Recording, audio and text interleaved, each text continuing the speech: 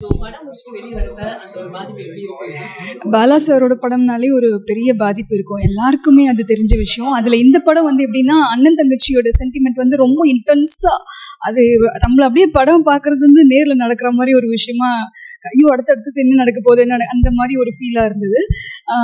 Arun Vijay sir வந்து defend play பண்ணியிருக்கிறது வந்து அதில் வந்து ரொம்ப அது டிஃப்ரெண்ட்டான ஒரு பர்ஃபார்மன்ஸ் கொடுக்கணும். அவர் மட்டும் இல்லை, அவர் கூட பண்ணியிருக்க தங்கச்சியாக இருக்கட்டும், அவங்க ஹீரோயின் ஆகட்டும், அவங்ககிட்ட இன்ட்ராக்ட் பண்ணுற எல்லாருமோ அந்த மாதிரி தான்.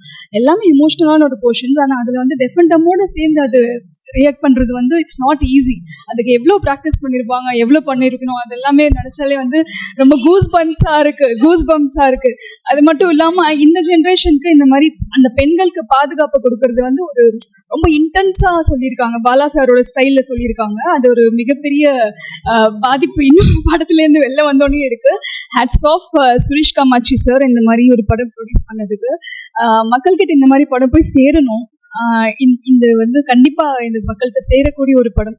So hats off to the entire team, act பண்ணியிருக்க actors and music director, the entire team.